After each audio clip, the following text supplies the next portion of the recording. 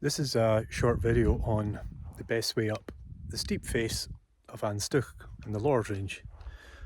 It does look pretty intimidating from below, but it's actually pretty straightforward. So short video where I'm going to go up the easiest of there's actually about 2 or 3 different ways you can go up depending on how brave you feel.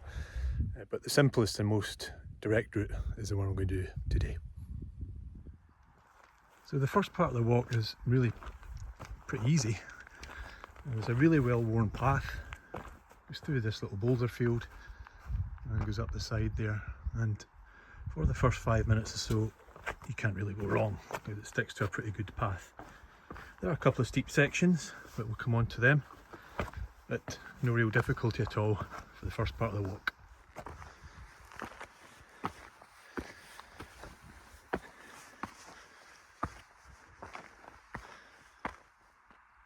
So looking back on the first minute or so, you can see what I was talking about. Really easy to follow path, zigzagging up the increasingly steep slope, and it continues in this vein for another few minutes. So absolutely no difficulty at all. And we're just a little bit higher again, but path continues, very well constructed.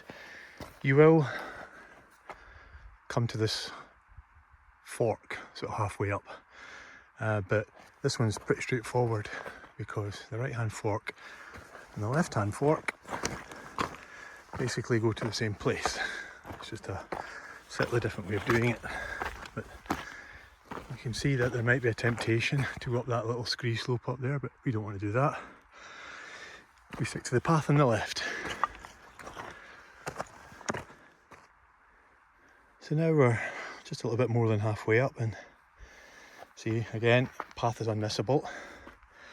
And just at this sort of, I don't know, diamond shaped rocks, you see there's 2 of them, a small one on the right, large one on the left. This is where I think the first bit of difficulty might arise for some people, because path effectively,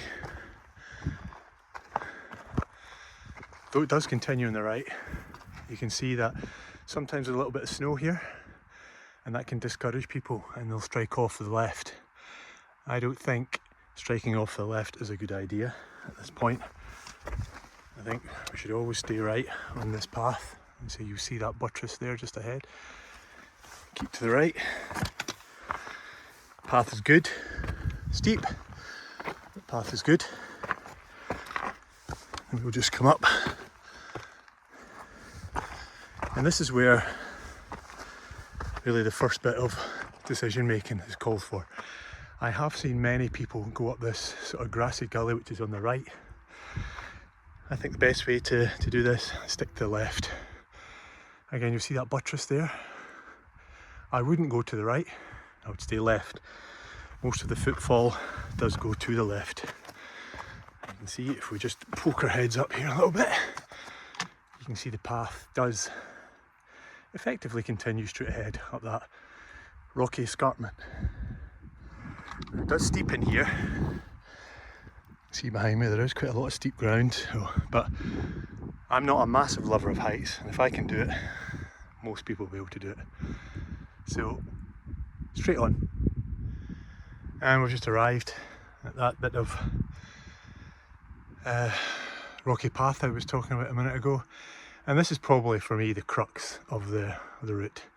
It is a kind of Y-shaped path here. That is to say, there's a left-hand branch and a right-hand branch. The right-hand branch is probably a bit more chossy, a bit looser, and I would tend to avoid that.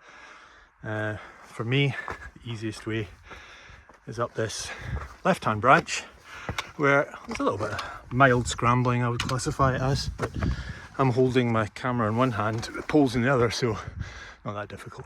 So you just have to sort of pick your way up, whatever way you think is best. And I'll choose, just to veer off to the right here slightly, this little rockier bit. And you can see, looking down, the ground is steep, but the terrain is pretty good. It's dry today, a bit difficult if it's, or a bit more difficult in the wet, but in the dry, no real difficulties. So just pick up whatever way you think is best. Trying always to maintain 3 points of contact. And again, no real difficulty. Just slightly higher up. Just a couple of minutes from the last section. And we're just picking our way up. So there's no right or wrong way to do this.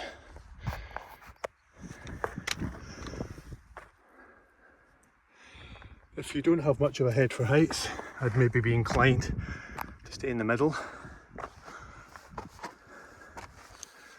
Just going up here.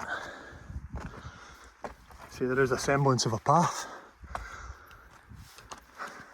A little bit of scrambling.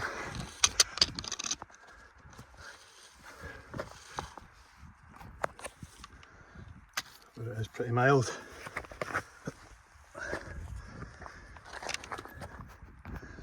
Squeeze the fingers.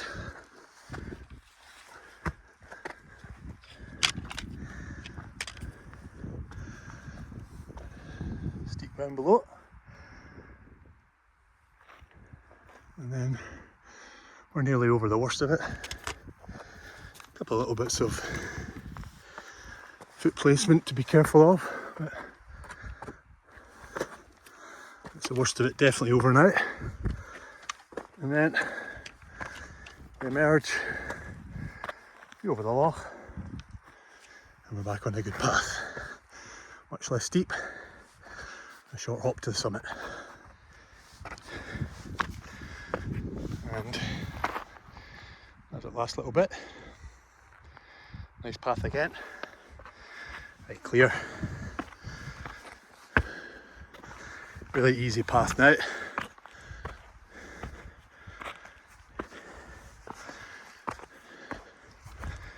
And this is just a pretty regular path all the way to the summit. And that's the top. There's Ben Lawers behind. It's pretty straightforward, that climb. It's worth sort of reiterating that don't be tempted to stray off the path because you think, oh, that looks steep. The path is there for a reason, and it's the line of least resistance going up. So even if you don't fancy it, you think it looks a bit too steep for me, just stick with it. If you veer off, there's a chance you could run into some really horrible steep ground above Cat Gully.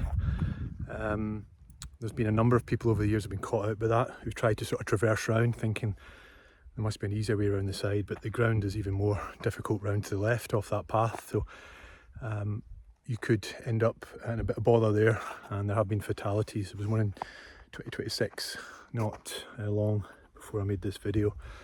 So don't be tempted to do that. No matter the temptation, it's best not to. So just try and stick to that little path as much as possible. It will pay dividends in the end. And from bottom to top, 10 minutes, 15 minutes at the most. Even if you go really slowly, you'll struggle to spend more than 20 minutes on it. So it's not difficult. Just head down, keep your wits about you, and you'll be up in no time at all.